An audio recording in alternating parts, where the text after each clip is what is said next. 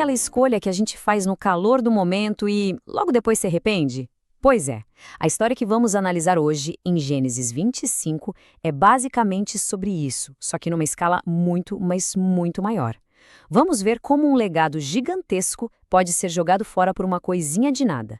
É uma lição forte sobre motivação e sobre o que a gente valoriza de verdade. E aí, a gente chega na pergunta central de tudo isso. Qual é o preço do nosso futuro? É aquela briga clássica, né? A gratificação de agora contra o valor a longo prazo. A tensão entre o que a gente quer neste exato momento e aquilo que se constrói para o depois.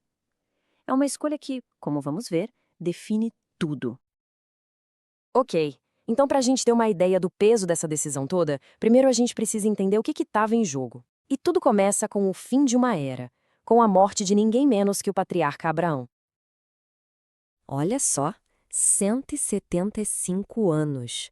Pensa bem, isso não é só um número, é uma vida inteira dedicada a construir uma aliança, uma família, uma promessa. Todo esse tempo, todo esse esforço se transformou numa herança de valor incalculável, não só em bens, mas espiritual também. Um legado que literalmente levou uma vida inteira para ser erguido. E a maneira como Abraão dividiu essa herança diz muito. Olha, não foi uma divisão certinha, igual para todo mundo, não. Para Isaac, que era o filho da promessa, ele deixou absolutamente tudo. Para os outros filhos, ele deu uns presentes e basicamente os mandou para longe.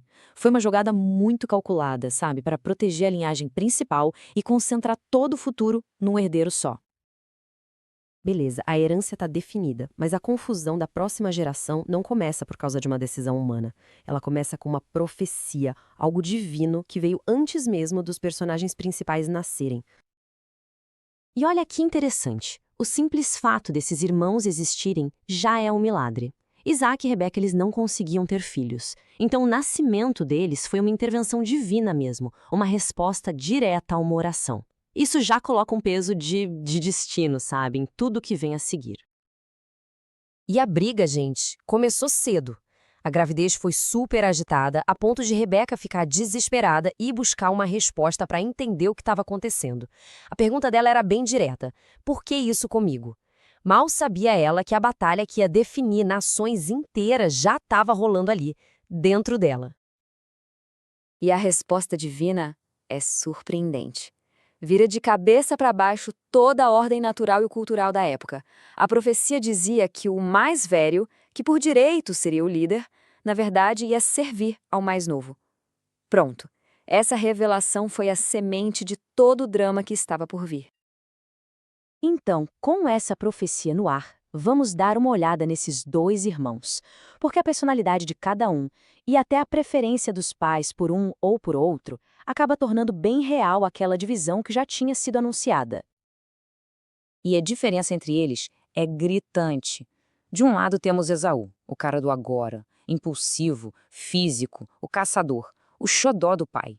Do outro, Jacó, o homem do depois, mais quieto, calculista, o estrategista, o preferido da mãe. Quer dizer, a divisão dentro de casa já estava feita, né? Um prato cheio para a rivalidade. E é essa rivalidade que nos leva para o ponto alto da história. E aqui não se trata de um simples almoço, não. É uma negociação, uma transação que ia mudar tudo.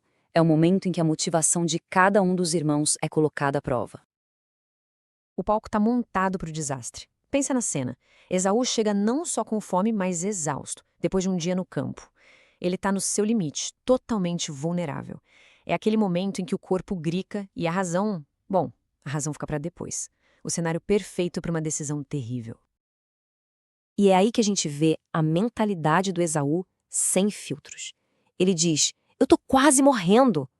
A necessidade física, a fome do agora, simplesmente apaga o valor de qualquer coisa futura, de qualquer coisa que ele não pode tocar.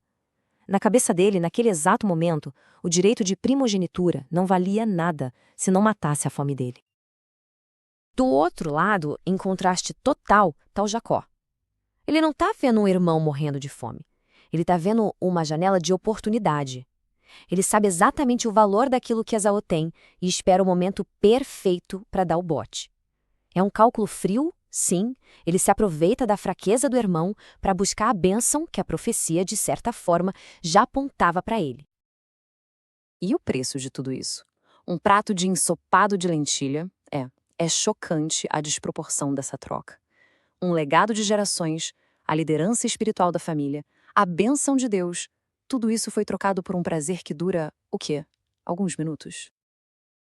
Então, vamos pensar um pouco na consequência disso tudo. O problema aqui não foi só a troca em si, mas a atitude por trás dela. Foi o desprezo por um futuro que tinha um valor imenso. É que é fundamental a gente entender o que significava essa tal de primogenitura. Não era só dinheiro, não. Sim, incluía uma porção dupla da herança, mas era muito mais. Era a liderança espiritual da família. E, o mais importante de tudo, a continuação daquela aliança com Deus. O futuro de uma nação inteira estava em jogo. E aí vem a frase final do texto, que é matadora.